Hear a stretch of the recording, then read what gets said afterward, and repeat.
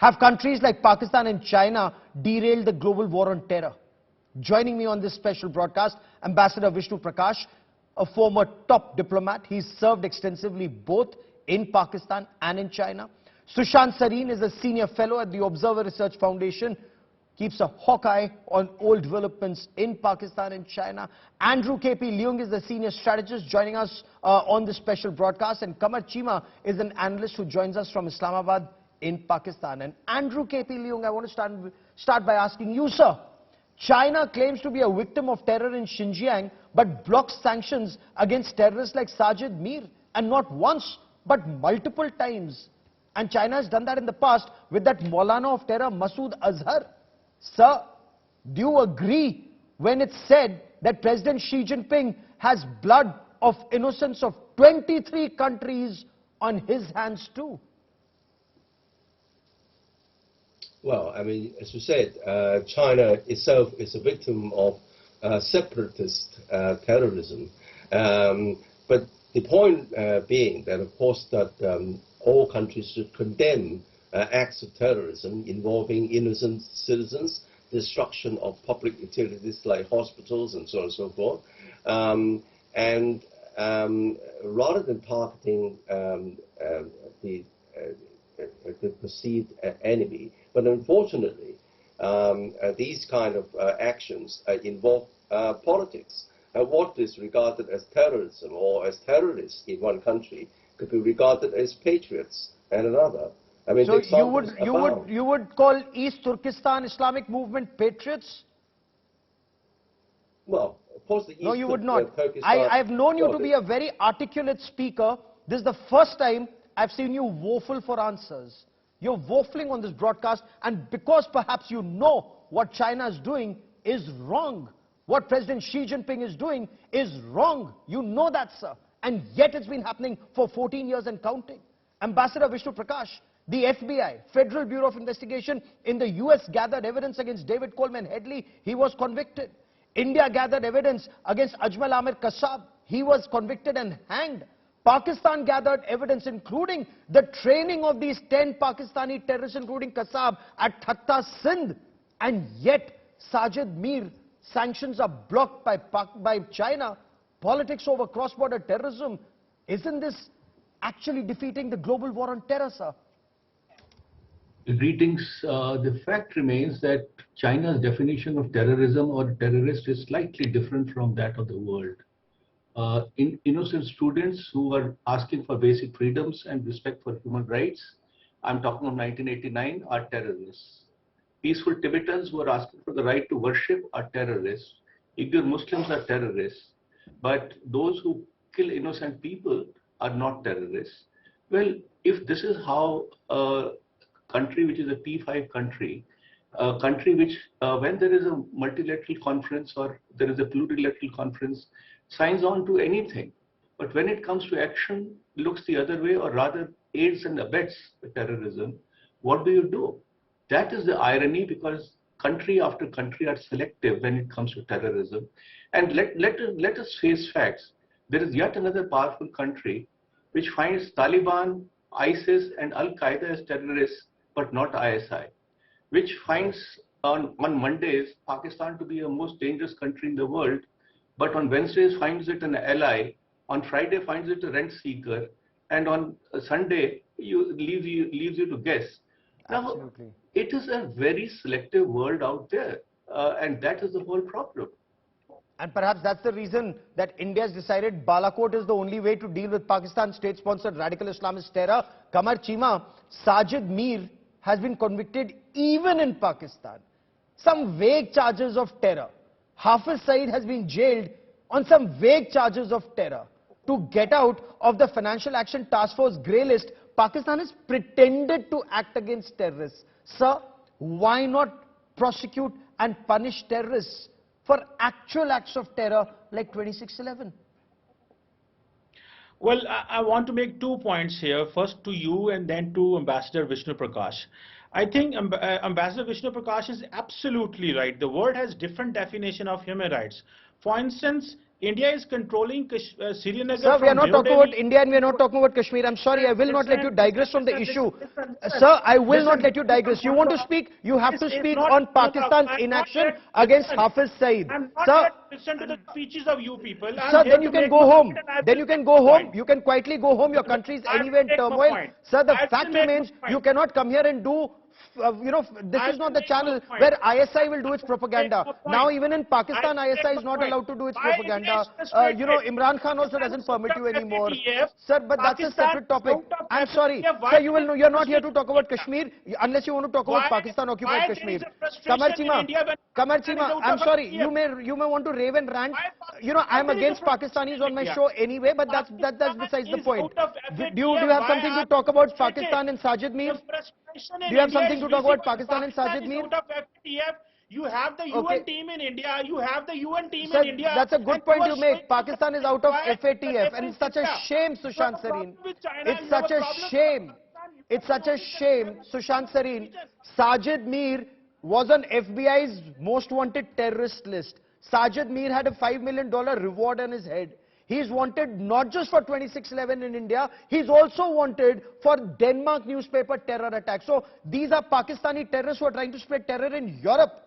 And yet, Pakistan refuses to act and China blocks sanctions. Pakistan and China are together a threat to world peace. Yes, Gaurav, that's absolutely right. Sajid Mir is a terrorist, not just because of his involvement in 26/11 attacks. He has been found involved in terror attacks in 6 countries. That includes Australia, it includes Denmark, it includes France, a couple of other countries as well. Yes. And yet, if you have the Chinese pretend that they don't have enough information or they want to delve into this matter more, they're being disingenuous. And very clearly, they've done this earlier in the case of Hafiz Saeed, then they did it in the case of Masood Azhar. And the Chinese have proved that they are actually a terror sponsoring country. They protect terrorists, they give covering fire to terrorists, they give a shield to terrorists. That is very clear in my mind. So I don't think there's any debate on that anymore. As far as Sajid Mir is concerned, look at the Pakistani track record, and Gaurav, we've spoken about it earlier. First, they said there is nobody by this name. This is a figment of India's imagination. Then they said that yes, there is this guy involved, but we don't know who he is. Then they said we know who he is, but we don't know where he is. Then they said yes, we know where he is, but he's in a grave. He's dead. He's gone. They even did a DNA test to prove that he's dead. And when the pressure did not ease, they actually, after Jesus Christ, another man was resurrected from the grave and then he was thrown into prison, right? He was thrown into prison within, I think, a matter of about 7 days or something. And nobody knows, it is said that he was thrown into jail on terror financing charges. Yes. But clearly it was done to, reach out to the FATF. It was one of the conditions which the FATF had put before the Pakistanis, and they had to shuck up on this guy. And So that's that is the where tragedy. matters You know, lie. that's the tragedy that I wanted to get Kamar Chima on. That your country takes sham action only when there is an FATF grey list, the sword of FATF hanging on your head. Why not take real action? But before that, Andrew KP Leung, not once, not twice, thrice China blocked or the sanctions on Sajid Mir. And here is a man who's involved in terror in India. He's a man who's involved in terror in Denmark, in France, in Australia. Why would China do that? China did the same as our guest Sushant Sareen rightly pointed out with Masood Azhar, with Hafiz Saeed. Why is China backing Pakistan when your citizens are being killed in Pakistan by same radical Islamist terror, sir? Well, as I said, unfortunately, in the United Nations, a lot of things have got to do about politics. For example, a typical example is the Palestinian movement. Well, the Palestinians were regarded as terrorists in many occasions, but then they were fighting for their own country. So I think that examples Sir, like I've asked you very specific questions. Nations. You will appreciate. Andrew KP Leung, you know, I respect you because you're very articulate on facts, and so am I. My questions are very specific. They are about Hafiz Saeed, they are about Masood Azhar, they are about Sajid Mir, people who are spreading terror in our region, in Asia, in Europe. Why would China block sanctions against these terrorists when Chinese are being killed by radical Islamist terrorists in Pakistan? Well, I was saying that acts of terrorism, the acts themselves, need to be condemned. I mean, no country would support killing children, killing innocent people. But what China I'm does. saying, if you frame this kind of action in terms of individuals, in terms of organizations, you are entering into the realm of politics. Unfortunately, as I said, politics abound. It's about international relations of one country and another, and then all these affect the decision-making, typically in the United Nations Security Council meetings. But on the other hand, there is a larger meeting in the United Nations, not the permanent, sort of members. Sir, it's called humanity. These acts of violence, of wanton destruction, could well be debated there. Sir, wanton violence and destruction, this is terrorism. When innocents are picked up and gunned down on the basis of their nationality, sir, this is terrorism. Sushant Sareen wants to come in. Sushant, please respond, sir. Yeah, Gaurav, it's a very simple thing. If you are condemning something and then refusing to take action because you think that your hands are bound by the dictates of politics or realpolitik or international relations, then those condemnations are meaningless. It's completely meaningless to condemn terrorism, because then it's just lip service that you are paying, that no, all acts of terrorism must be condemned when innocent people are killed. It's useless. Don't do it. Be brave enough to say that we don't consider these people terrorists. Be brave enough to say it. Don't act like a coward and say, no, we condemn, but there are other problems, so we can't say that, politics enters. That's utter nonsense. That's utter crap, right? Okay. So, and that is where the problem comes. This kind of hypocrisy which you see all along from these countries, that terrorism is what affects them. What does not China affect and them, Pakistan, I want to talk about these two countries in particular, and of course the United States of America, as Ambassador Vishnu Prakash very rightly pointed out. But Ambassador Prakash, if we were to talk about President Xi Jinping, is he cutting his nose to spite his face? Is China cutting its nose to spite its face? China, if China were actually to compel Pakistan to crack down on terror in the right earnest, maybe Pakistan will not spread terror and kill Chinese nationals, and maybe the CPEC will not be a stillborn baby.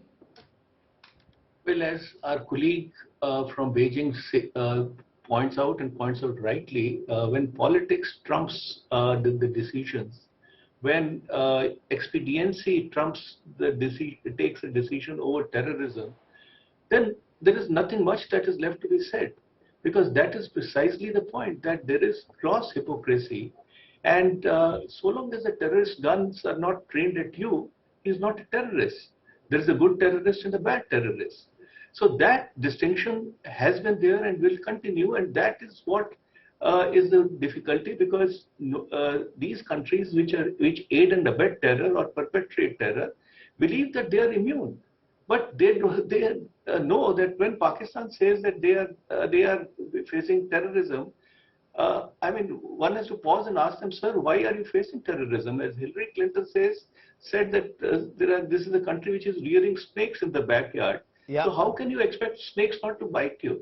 But and now they're biting their master China also. These snakes, and Andrew K.P. Leung, I'm sure you've seen the pain and agony in China. Unless human lives don't matter in China, then it's altogether a different story. But whether it's the director of your Confucius Institute who was gunned down by terrorists along with teachers in Pakistan, or the Dasu Dam engineers who were killed, or other cases of Chinese nationals being killed by terrorists in Pakistan, sir, I'm sure it's hurting you. I'm sure you realize that these are Pakistan state-sponsored terrorists. At some point of time, snakes in Pakistan's backyard, they were biting others. They started biting Pakistanis. Now they're biting the Chinese. Sorry, are you asking me? Yes, sir.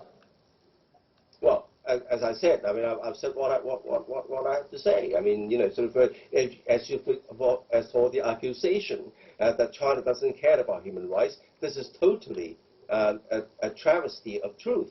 China has lifted 800 million of people out of poverty, and the recent Party Congress puts a great deal of importance on lifting the well-being of most of the people in China to a higher plane, not just the people in support. Sir, my question is very party. specific about terrorism, So and you're choosing to respond to everything China's except terrorism. Development and Western democracies. In the Western democracies, they concentrate on, it's tilted towards the supporters and vested interests of a single winning party. But in China, it's for all the people in China. So, Andrew KP Leung, democracy? this is the first time ever that you've been a guest on my show and you haven't answered direct questions, and perhaps China's feet need to be held to fire so that China realizes that this is unacceptable in the world. It's absolutely unacceptable that China supports a state sponsor of terror like Pakistan. But Kamar Chima, look at ground realities, sir.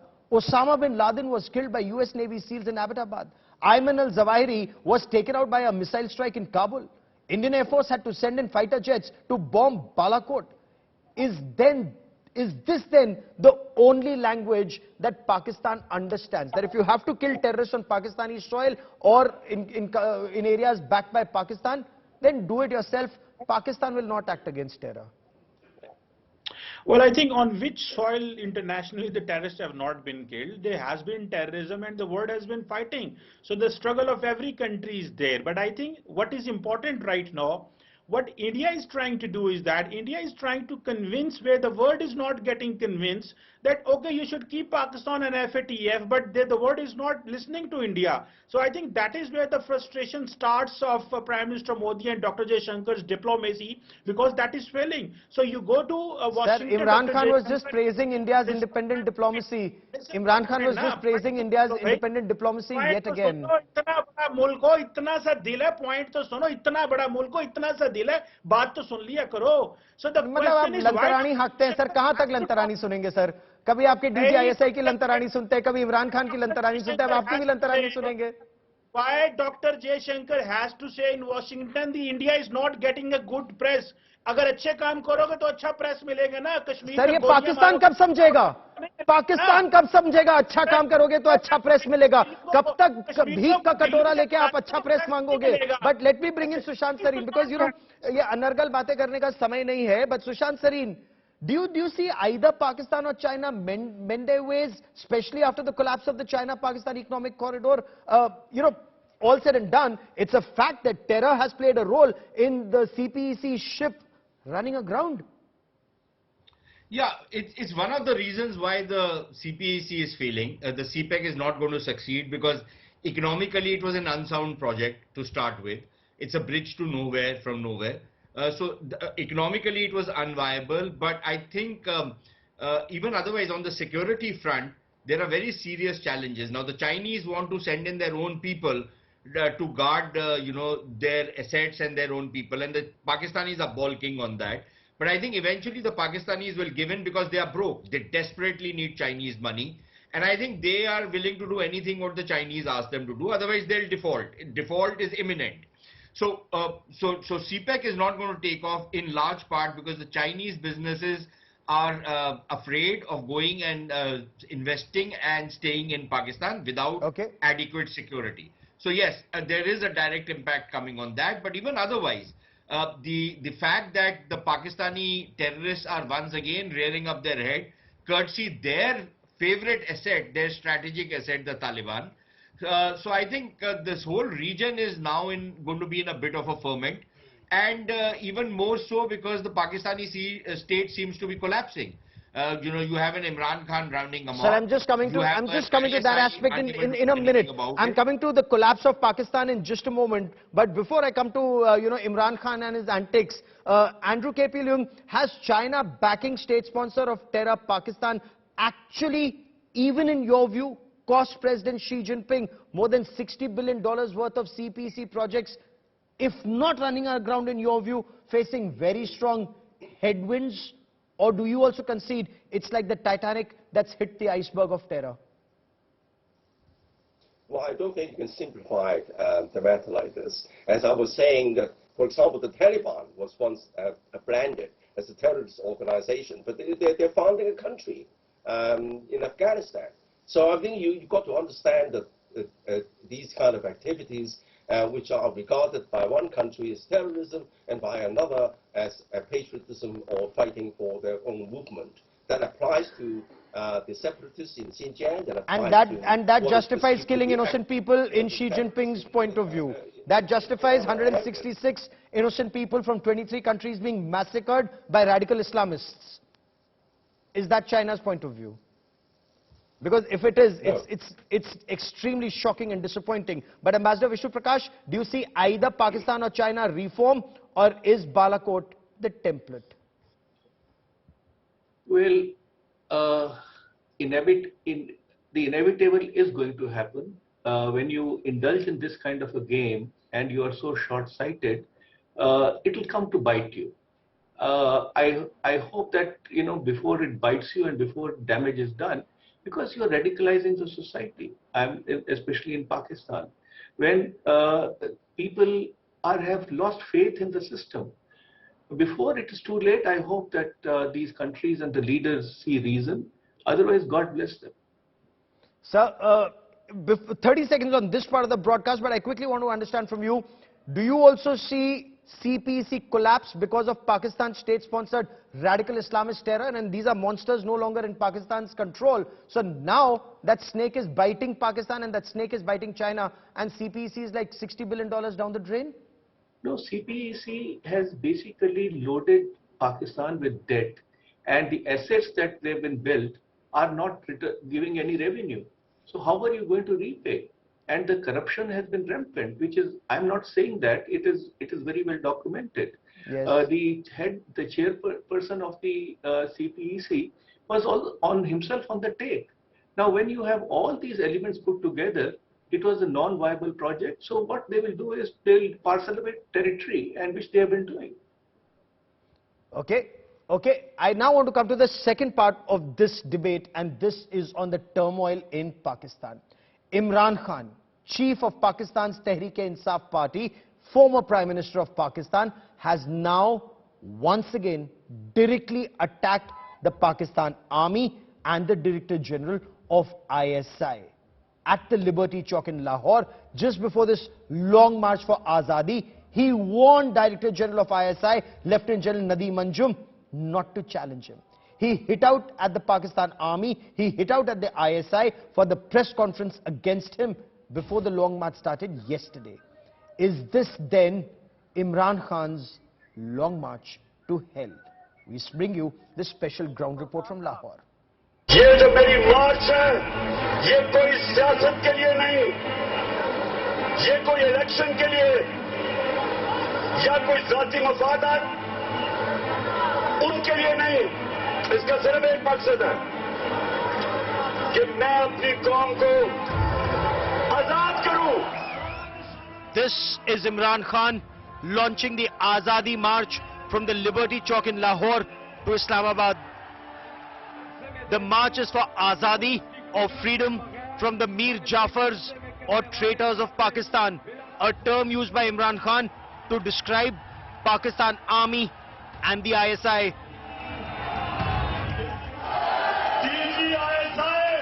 इससे ज्यादा ऐसी सियासत वाली press conference तो मैंने शेख रशीद को भी नहीं करता सुना. कॉन्फ्रेंस आपने की तो कम से कम वो जो चोरों के टोले बैठे हुए हैं उनके ऊपर क्यों नहीं बात की? सारा निशाना इमरान खान के ऊपर. दीदी ऐसा है, कान खोल के सुन लो मेरे.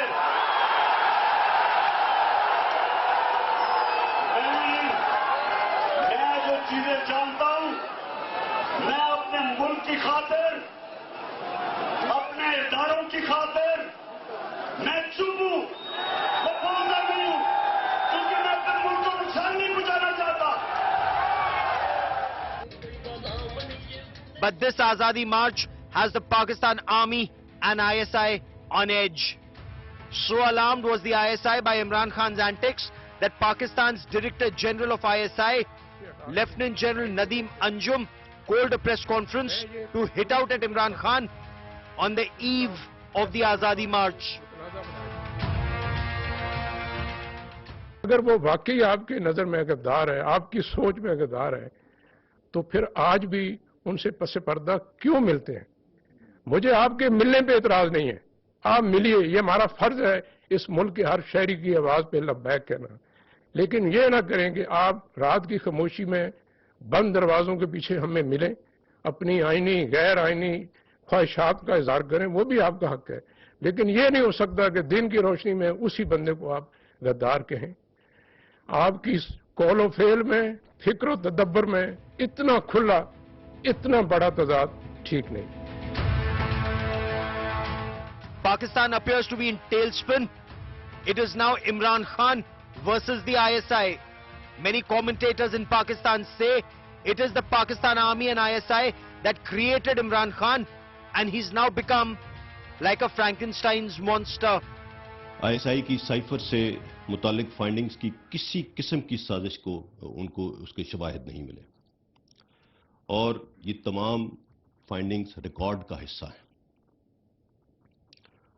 हम इन फाइंडिंग्स को कौम के सामने रखना चाहते थे, जो ISI की फाइंडिंग्स थी।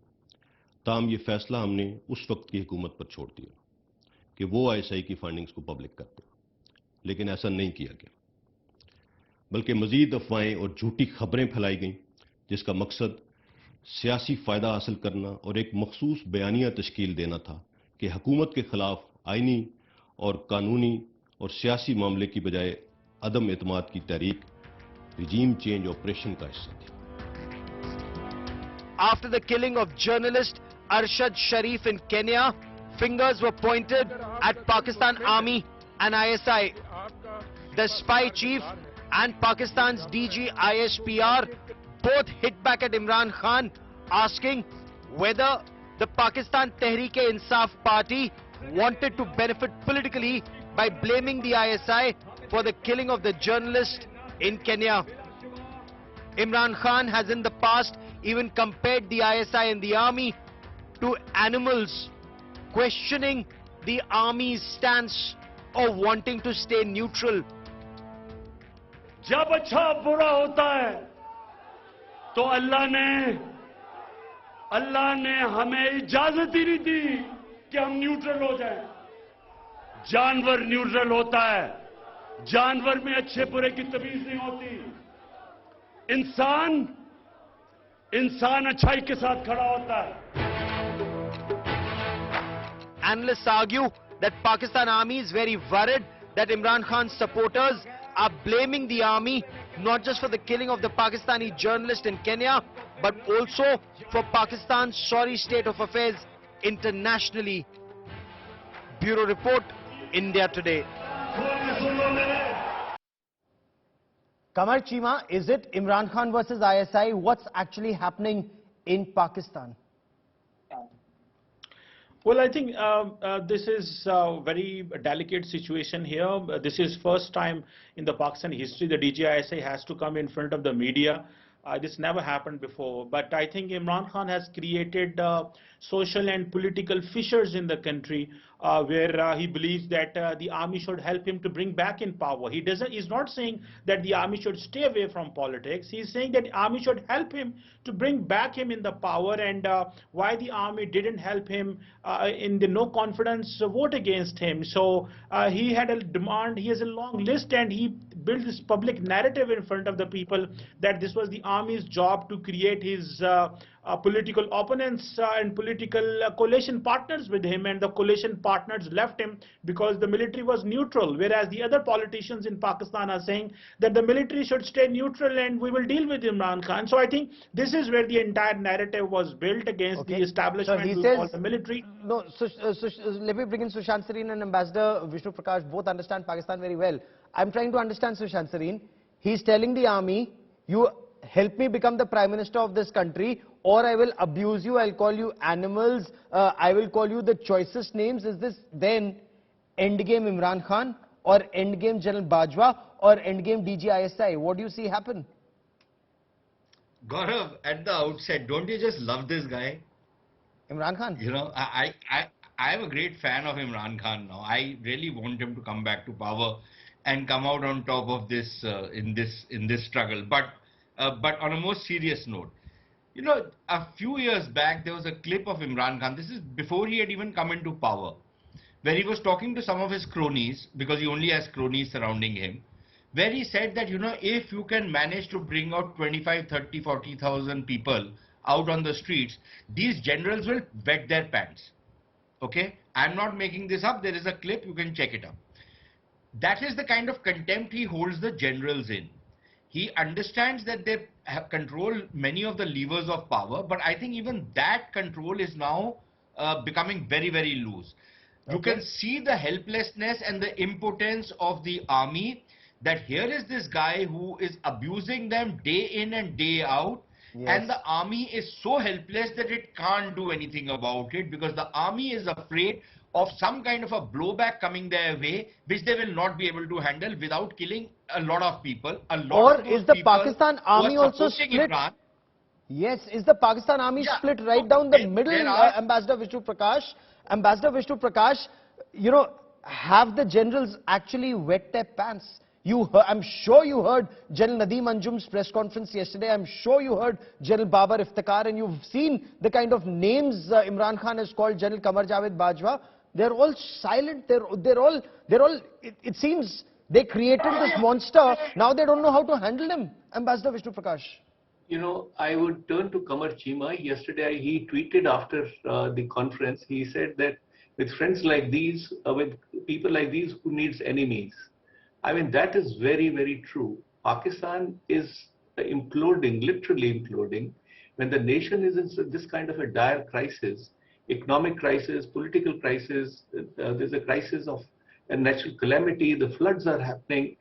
You know, to engage in these kind of a politics, which is like lighting fire further, and to say that the rally will be peaceful is hogwash.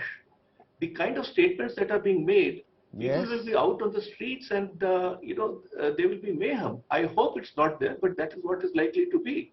And when you say that the Pakistani army is divided, it is natural, because the chief is in the 6th year and is still wanting to be there for a longer period. So obviously there is a lot of resentment. One doesn't have to be a rocket scientist to say that. And it is showing in very, very many ways. So what we are seeing is mayhem.